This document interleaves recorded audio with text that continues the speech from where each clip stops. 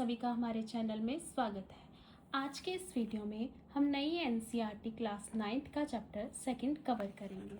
If you are student of class 9th then this video will help you to understand this chapter. हम NCERT के पहले 3 page cover करेंगे और मैं आपको नोट से स्टार्ट करवाती हूँ। Chapter 2, cell the building block of life. तो सेल को समझने से पहले हम अपने एनवायरनमेंट में देखते हैं। हमारे एनवायरनमेंट में 2 तरह की चीज़ें हैं, लिविंग और नॉन लिविंग। लिविंग की एग्जांपल है प्लांट्स, एनिमल्स एंड बर्ड्स, और नॉन लिविंग की एग्जांपल है बैट, बेड एंड पेन। हमारी बुक में एक डेफिनेशन दी गई है कि ऑल लिविंग थिंग्स और organisms are made up of cells. But इसको समझने के लिए हमें हमारे आसपास की कोई विजिबल एग्जांपल लेनी पड़ेगी। जैसे हम देखते हैं एक घर जो बना है ये नंबर ऑफ ब्रिक्स से बना है।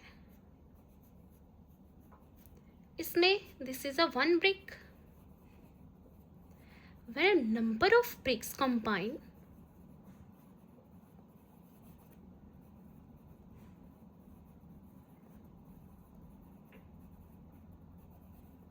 make home or a building, same as it is if a number of cells combine and make a living body.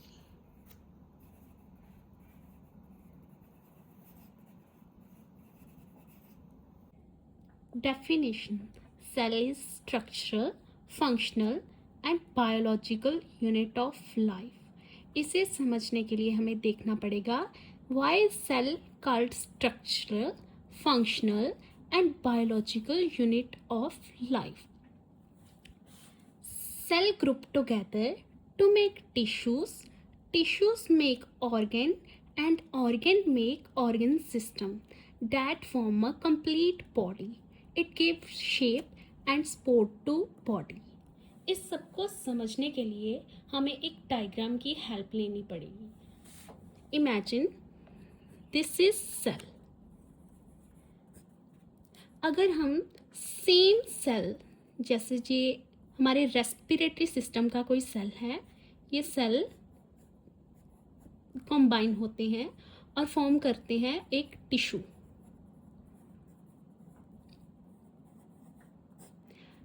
ये समझ लेना कि जितने भी सेल कंबाइन किए हैं this are same size and same function. इन सेल्स की प्रॉपर्टी सेम होनी चाहिए ताकि ये कलेक्ट होकर टिश्यू बना सके। और अगर जो टिश्यूज कंबाइन हो गए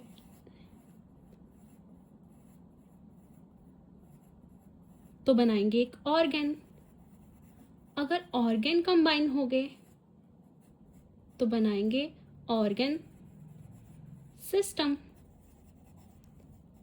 to make it more clear, we imagine this is our respiratory system cell. और सेल के बाद में कंबाइन होते हैं सेल्स और make a tissue of lung. और अगर ये लंग्स के टिश्यू कंबाइन होते हैं और ऑर्गन बनाते हैं जिसे हम कहते हैं लंग। और different organs like nasal chamber and nasal pores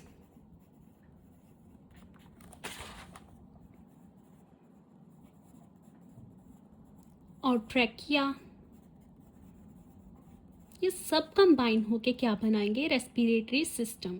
इसी तरह एक छोटा सा सेल जब रिपीट होता जाता है और सिस्टम बना देता है एंड पे, जिसे हम कहते हैं, इसी वजह से हम कहते हैं कि ये हमारी बॉडी को सेल स्ट्रक्चर देता है और सपोर्ट देता है, पूरी बॉडी को एक शेप देता है।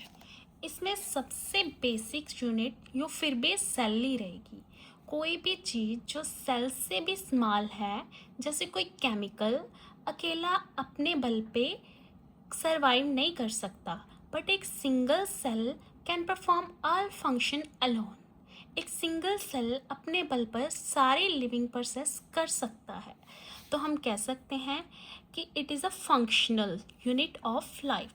It performs all activities from eating to excretion. Even a single cell organism can do everything it needs to live, grow and make a new cell all on its own.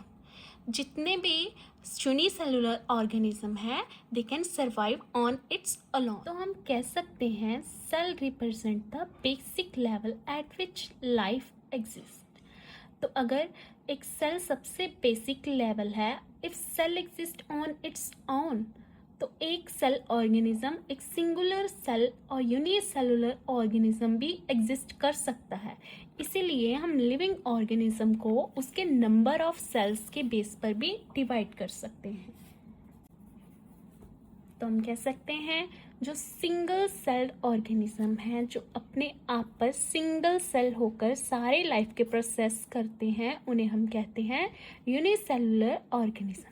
Example ले लेते हैं. कोई भी bacteria हो सकता है जो single cell का हो, इसकी एग्जाम्पल आ जाती है यीस्ट. और मल्टी सेलुलर, इसमें बहुत सारी एग्जाम्पल हैं. यूनिसेलुलर में होता है एक सिंगल सेल ऑर्गेनिज्म और मल्टी सेलुलर में होता है number of cell combine and form a organized system and make a full organism well developed. तो हम कह सकते हैं इसकी एग्जांपल है plants, humans and birds etcetera.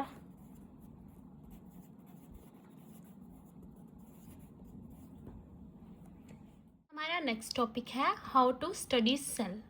देखो, हम घर और बिल्डिंग की ब्रिक्स को तो देख सकते हैं, लेकिन हम अपनी आंखों से सेल को बिना किसी मदद के नहीं देख सकते, क्योंकि सेल बहुत छोटा होता है. हमारी आंखों की एक पर्टिकुलर कैपेसिटी है कि हम बहुत दूर पड़ी और बहुत पास पड़ी चीज़ों को कितने डिस्टेंस तक देख सकते हैं. सबसे पहले इसे हम देखने के लिए एक पेपर लेंगे और पेपर पर दो छोटे छोटे पॉइंट्स ड्रॉ कर लेंगे.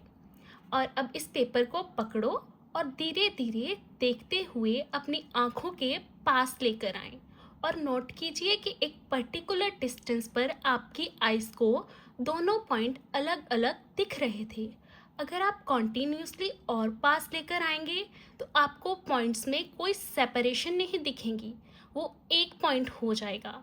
ठीक है, तो इसके बाद हम इसी से समझेंगे लिमिट ऑफ रेजोल्यूशन. जब हम इस डेफिनेशन को क्लियर करेंगे तो हमें समझ आएगा इस एक्टिविटी का क्या मतलब था.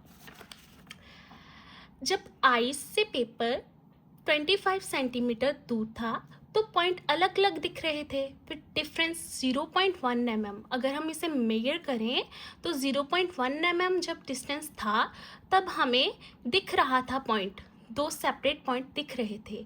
इसी एबिलिटी ऑफ ह्यूमन आई की अलग अलग और पास पास देखने की कैपेसिटी और एबिलिटी को हम पावर ऑफ रेजोल्यूशन कहते हैं.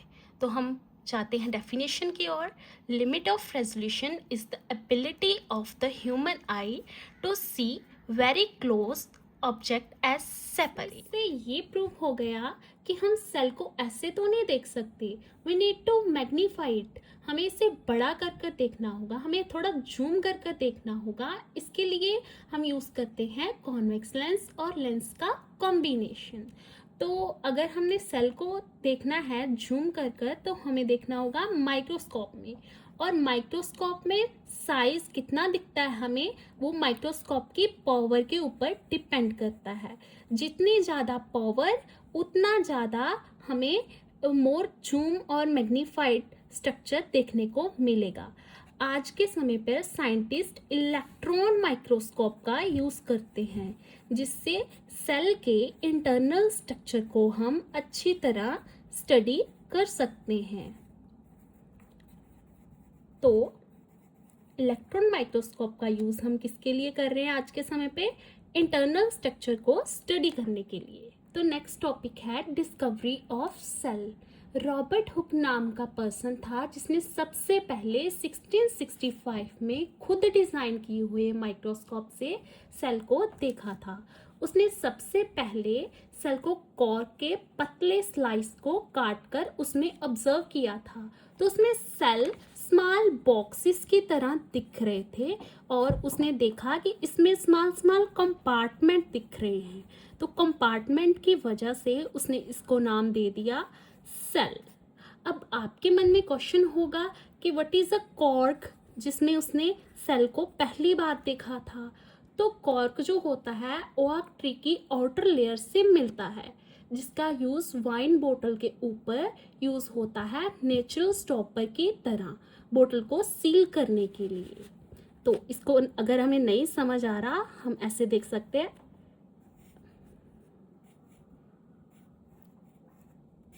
This is a cork as a natural stopper.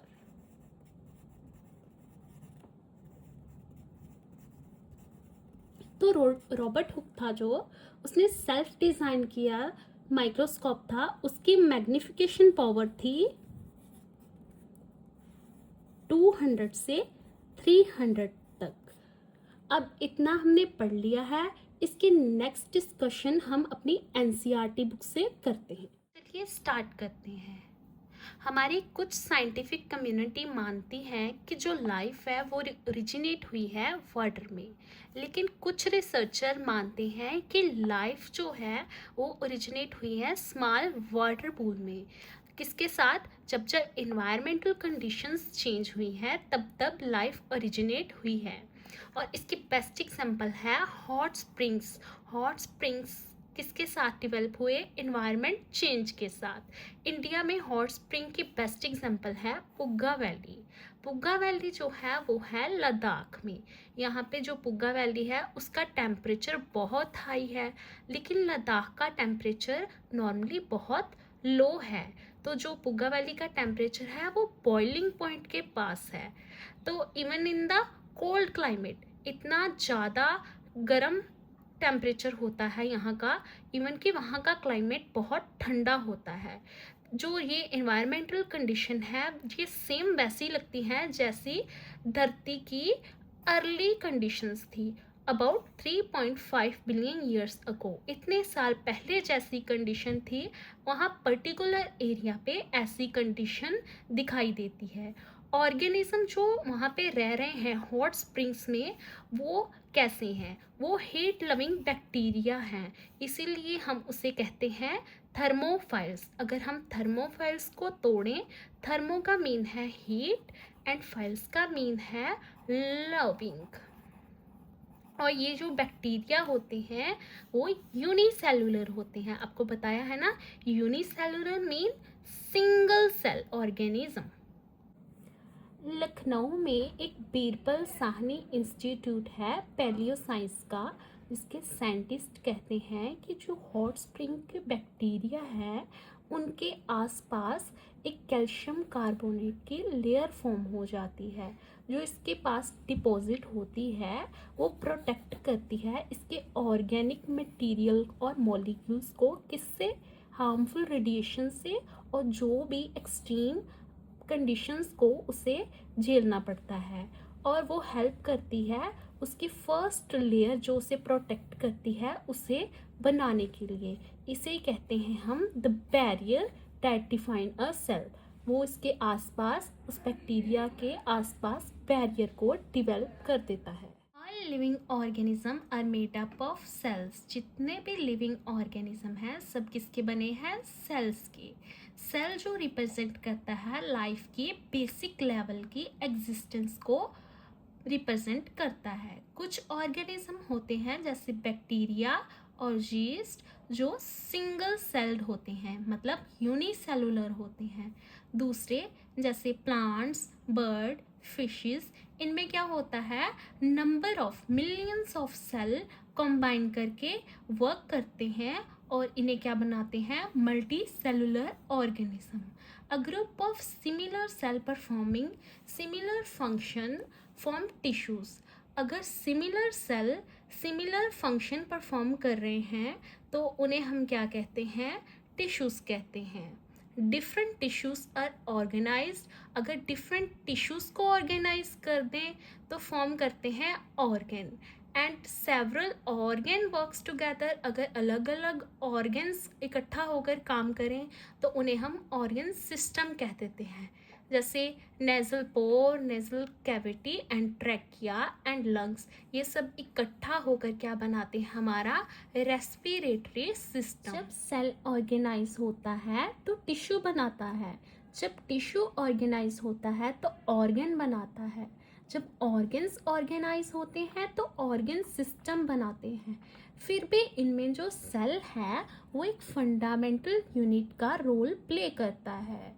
ये हमें हैरान कर देता है कि इतना छोटा सा सेल इतनी सारी एक्टिविटी कैसे परफॉर्म कर लेता है और इसमें कौन कौन से कंपोनेंट है, इसके अंदर सेल के अंदर क्या है, ये सब जानने के लिए हमें इस चैप्टर को आगे पढ़ना पड़ेगा।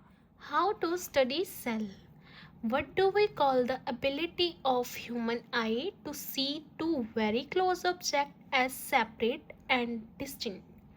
इससे क्वेश्चन रेज होता है कि ह्यूमन आई की एबिलिटी को क्या कहेंगे जिससे वो दो ऑब्जेक्ट को सेपरेट और कितने पास तक देख सकता है। हम इमेजिन करते हैं कि दो डॉट्स हमने ड्रा किए हैं एक पेपर पर, और जब हम डॉट्स को अपने क्लोज मूव करते हैं और एक पॉइंट ऐसा आता है कि वो डॉट हमें नहीं दिखता, सेपरेट नहीं दिखता।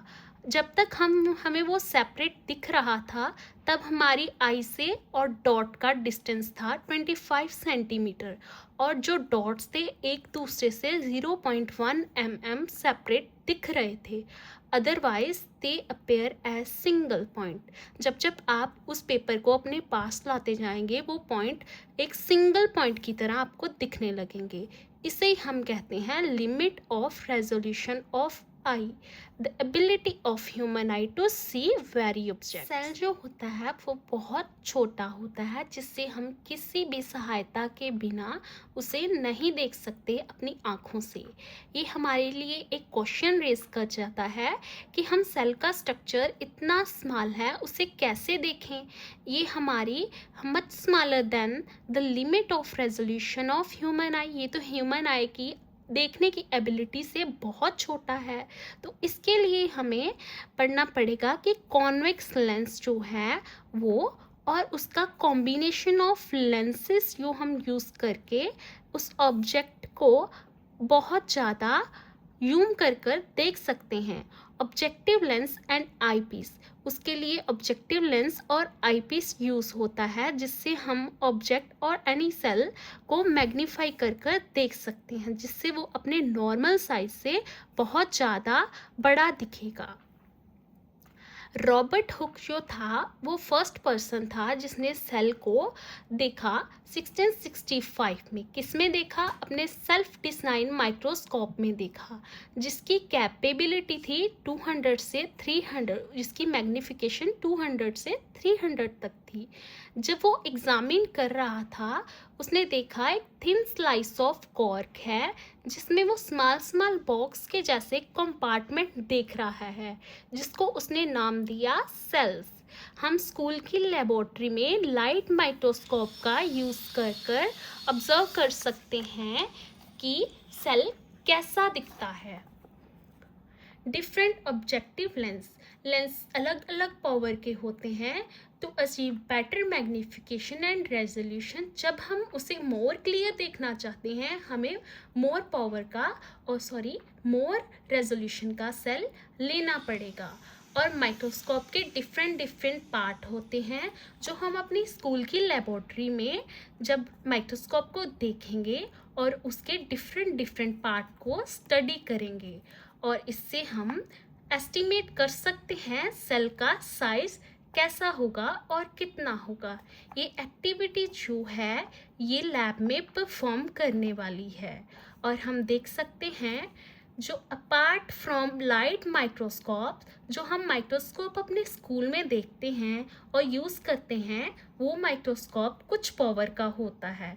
लेकिन जो इलेक्ट्रॉन माइक्रोस्कोप है हमारी बायोलॉजिस्ट जो हैं वो यूज़ करते हैं, इसकी इलेक्ट्रॉन बीम जो आती है वो हाईली मैग्नीफाइड इमेज देती है, जिससे हम अपना सेल स्ट्रक्चर बहुत क्लैरिटी के साथ देख सकते हैं। अगर हम ये एस्टिमेट करना चाहते हैं कि ऑनियन पील के सेल का साइज़ कितना होगा, इसके लिए हम इस एक्टिविटी से ऑब्ज़र्व करेंगे। ये होता है डायामीटर। जब हम देखेंगे एक स्लाइड दिखेगी, उसका डायामीटर माइक्रोमीटर में होगा। ये डायामीटर को ऑब्जर्व करेंगे इन माइक्रोमीटर, और इस डायामीटर में कितने नंबर ऑफ सेल्स हैं वो हम नीचे लिखेंगे, और इससे हमें पता चल जाएगा कि कितना साइज है अनियन पील के सेल का। ऐसे ही इसका 200 माइक्रोमीटर सेल का साइज हमने ऑब्जर्व किया हुआ है। अगर हम ऐसे एस्टिमेट कर सकते हैं कि 200 माइक्रोमीटर है सेल का साइज, तो हम light microscope magnify this cell, तो ये मैग्नीफाई कर सकता है सेल को। ये जो माइक्रोस्कोप है और मैग्नीफाई कर सकता है सेल को। ये मैग्नीफाई करने के लिए डिपेंड करता है कि जो आई पीस और ऑब्जेक्टिव लेंस है उसकी मैग्नीफाई पावर कितनी है। अगर बोथ आई पीस और ऑब्जेक्टिव लेंस, यहाँ पे आप देख सकते हैं, ये रहा ऑब्जेक्टिव लेंस, ये रहा आई पीस, इन दोनों की जो पावर है वो कितनी है। अगर 10x है और आई पीस की भी 10x है और ऑब्जेक्टिव लेंस की भी 10x है, तो ये टोटल मैग्नीफाई कितना करेगा, 100x। This mean that cell with an estimated size, तो सेल का कितना साइज होगा, 200 micrometre will appear 100 time larger. अगर इतनी पावर होगी तो सेल का साइज उससे भी 100 टाइम लार्जर दिखेगा। Thus a microscope allow us to see very small object clearly। इसका मतलब है अगर बहुत ही छोटी चीज़ भी है तो माइक्रोस्कोप हमें उसे बहुत साफ सुथरा और बड़ा कर दिखाने में मदद कर सकता है, और ये एक एसेंशियल टूल बन जाता है सेल के स्ट्रक्चर को स्टडी करने के लिए। कई साल तक साइंटिस्ट ने इस माइक्रोस्कोप को इम्प्रूव किया है, और इसकी रेजोल्यूशन मीनिंग कितनी क्लैरिटी के साथ ये दिख सकता है, और कितना ब्राइटनेस में वेरियस पार्ट के ऑब्जेक्ट का ऑब्जर्वेशन किया, और इसको कितना मैग्नीफाई कर सकता है ये भी इम्प्रूव किया। ये इम्प्रूवमेंट ने एक पावरफुल टूल बनाया माइक्रोस्कोप को स्टडी करने के लिए, किसको, सेल को। अब हम देख सकते हैं ये एक पिक्चर है जिसमें लीफ के स्टोमेटा की इमेज दी हुई है, जो कि माइक्रोग्राफ है। Lower surface of colocasia leaf showing stomata. Colocasia leaf को हम हिंदी में अरबी बोलते हैं, अरबी का पत्ता है। कौन सी लेयर है, ये है अपर और ये है लोअर लेयर, ऐसे करके लीफ है, ऊपर वाली अपर हुई और नीचे वाली लोअर हुई। इसे हम इलेक्ट्रॉन माइक्रोस्कोप में देखा तो हमें कुछ स्टोमेटा का स्ट्रक्चर ऐसे दिखा। नेक्स्ट वीडियो में हम स्ट्रक्चर ऑफ सेल को पढ़ेंगे, और आपका धन्यवाद इस वीडियो को देखने के लिए। Thank you.